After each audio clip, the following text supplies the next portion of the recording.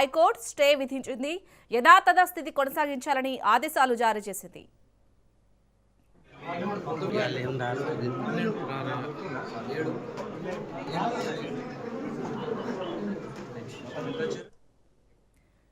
Ibrahimpatnam municipal ఎన్నికలపై high court stay విధించింది.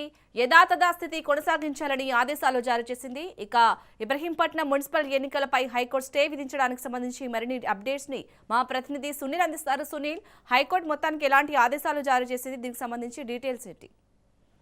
ఇబ్రహీంపట్నం మున్సిపాలిటీపై ఇప్పటికే గందరగోళం వాతావరణం నెలకొన్న నేపథ్యంలో తెలంగాణ హైకోర్టు ప్రస్తుతం చైర్మన్ ఎన్నికకు సంబంధించిన దానిపై కూడా స్టే విధించింది.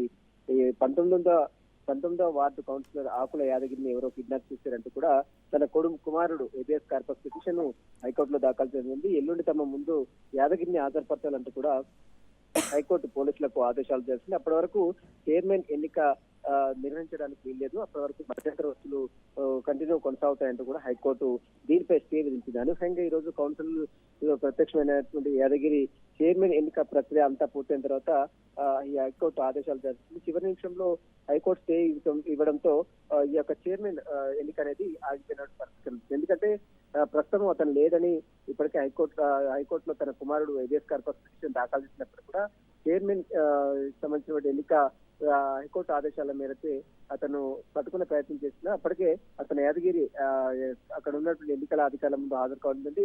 అయితే హైకోర్టు స్టే ఇవ్వడంతో ఎల్లుండి వరకు దీన్ని వాయిదా వేయడంతో ప్రస్తుతం అయితే కోర్టు మధ్యంతర ఉత్తర్వులు జారీ చేయడంతో ఈ ఎన్నిక మాత్రం ఇబ్రహీంపట్నం మున్సిపల్ ఎన్నిక మాత్రం నిలిచిపోయినటువంటి పరిస్థితి కనపడుతుంది.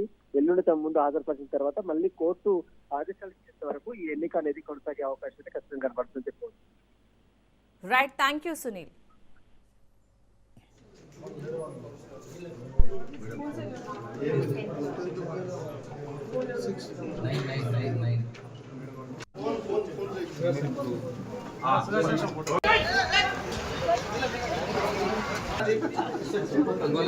ఓకేనా?